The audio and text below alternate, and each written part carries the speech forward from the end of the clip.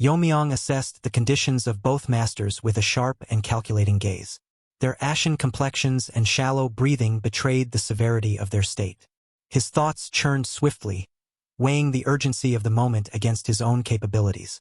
It was evident that both were in grave danger, but a closer inspection confirmed his initial relief. There were no visible external injuries apart from the signs of poisoning. That alone provided a glimmer of hope. Time pressed against him like a heavy weight. Action could not be delayed. With resolute efficiency, Yeon-Myeong steeled himself for the task at hand. His knowledge and skills in detoxification were sufficient for the challenge, but it required his undivided attention. The poison had already begun its insidious work, and every passing moment threatened to pull his patients closer to the brink. Nearby, Hyunso's demeanor shifted from despair to palpable relief. The presence of the young sect master had brought a flicker of hope amidst the chaos, and the urgency in Yeon-Myeong's movements only underscored his determination. Hyunso's faith in him was unwavering, trusting implicitly in the swift and decisive measures that were about to unfold. Yeon-Myeong positioned himself with purpose, preparing the necessary antidotes and focusing his internal energy to aid the process. However, he knew the task demanded more than just his expertise. With the detoxification requiring precision and uninterrupted focus, it was imperative that any interference from the external chaos be kept at bay. Turning his attention momentarily to the surroundings, Yeon-Myeong silently acknowledged the weight of the responsibility now placed on others. They would need to shield this fragile moment from threats and disruptions while he worked against the clock to purge the deadly toxin from their systems. Hyunso's gaze shifted toward the advancing enemies, his expression darkening as recognition struck him. These were no ordinary foes. The figures leading the pursuit were formidable adversaries whose reputations preceded them. His clenched fists betrayed a simmering frustration as the weight of their identities settled upon him. These were the left and right envoys, renowned masters of the supreme demon sect, whose skill and ruthlessness were legendary. Yeon-Myeong's eyes narrowed, his thoughts swiftly calculating the risks and implications. The presence of such opponents was an unexpected twist, one that demanded immediate adaptation. Their arrival only amplified the tension, adding a perilous layer to the already dire situation. The detoxification required a precise application of his skills and unwavering concentration. Yeon-Myeong estimated it would take him approximately 15 minutes to complete the process. A brief window in theory, but an eternity under the looming threat of such powerful adversaries. Every second counted, and the need for protection during this time became glaringly evident. Hyunso's unease was palpable. The prospect of holding off such formidable enemies with their limited strength filled him with apprehension. The disparity in power between the two sides was glaring, and the confidence to confront these masters seemed a distant hope. Suntae, the left envoy of the supreme demon sect, observed Yeon-Myeong with sharp, calculating eyes. Her keen instincts immediately grasped the situation. The young sect master was attempting detoxification. The presence of such expertise could only mean that support had arrived from the Tang family. A smirk curled her lips as she prepared to strike. Her aura shifted, sharp and menacing, as she resolved to disrupt the process. If allowed to continue, this would threaten the advantage she and her ally held. She vowed to end them all here and now, ensuring no opportunity for recovery. The atmosphere grew charged as Suntae and her fellow envoy launched their assault, their movements fluid and deadly. Hyunso's heart raced as the weight of the moment bore down upon him. Time was a cruel enemy, each second dragging as the prospect of enduring a full 15 minutes against such formidable opponents loomed. He steeled himself, casting aside hesitation. Their lives, and the lives of their comrades, depended on their ability to stand firm against overwhelming odds. This would be a battle fought not with confidence but with sheer determination. Yeon-Myeong began the intricate process of detoxification, his focus narrowing as he channeled his energy with precision. His hands moved methodically, the weight of responsibility heavy upon him. He knew the task required complete concentration, leaving the defense of their position to others. Master Joan stepped forward without hesitation, his resolve as firm as the ground beneath his feet. With a swift motion, he leaped into action, his figure a blur of motion as he landed at the forefront, positioning himself between the charging enemies and Yeon-Myeong. Joan met their assault head-on, his hand weaving a resolute defense against the relentless onslaught. 15 minutes. It was a daunting time frame under such conditions, but for Joan, it was a challenge he embraced with unyielding determination. Before Tang Yeon-Myeong departed for Xinjiang, the atmosphere in the meeting room at the Righteous Heaven Alliance headquarters was tense.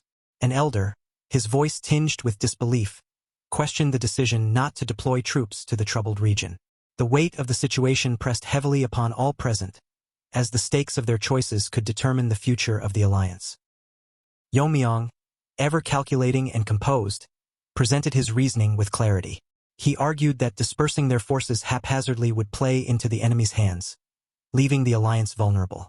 The Dark Lord's forces were a looming threat, and Yeon-Myeong emphasized that dividing their strength without strategic purpose could leave them ill-equipped to face such a formidable adversary.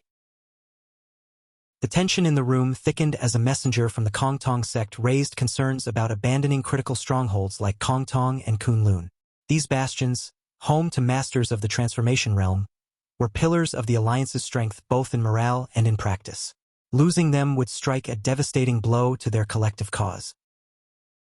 Acknowledging the importance of these strongholds, Yeon-Myeong proposed a bold plan. Rather than dispersing their forces, he would personally lead a special detachment to Xinjiang. This approach would ensure a focused effort where it was most needed while preserving the integrity of their core defenses. As he rose from his seat, his resolve was unmistakable.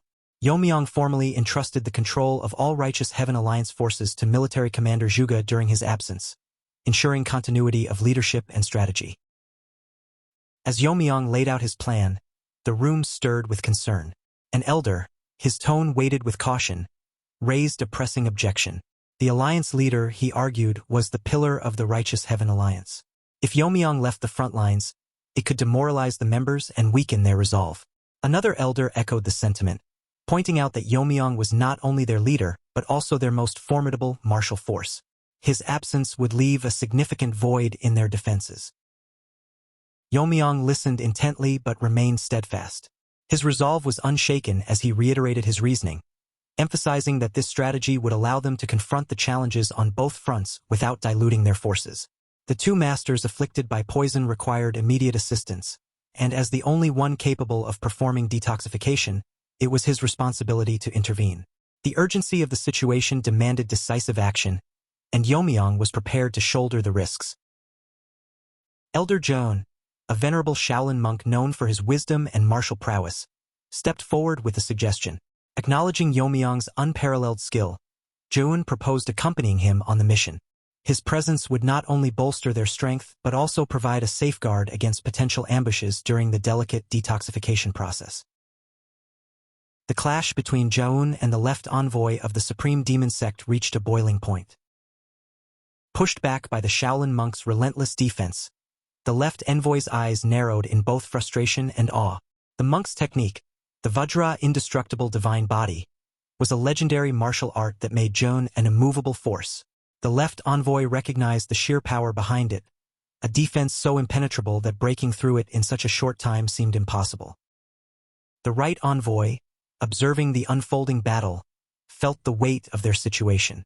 Despite the strength of the Vajra technique, their opponents had gained a surprising morale boost. The retreating forces of Kunlun and Kongtong had managed to rally, emboldened by the belief that Yeon-Myeong would indeed complete the detoxification. This misplaced confidence from their enemies only made their mission more difficult. Determined to break through the Shaolin monk's defenses, the right envoy proposed a decisive course of action. They would need to buy time for the refinement of the demon energy technique, a powerful but dangerous ability that could turn the tide of battle. The left envoy, Suntae, nodded in agreement, acknowledging the necessity of this plan. They needed to deal with Joan first, and there was no time to waste. Joan, sensing the enemy's resolve and knowing the gravity of the moment, charged forward with unwavering focus. His intentions were clear. He would not allow them to execute their plan unchallenged. His attack was swift, yet the left envoy stood his ground, effortlessly intercepting the monk's charge. The air seemed to burn with the tension between them. With a fierce snarl, Suntae unleashed the full fury of the demon fire hand, a technique imbued with destructive power.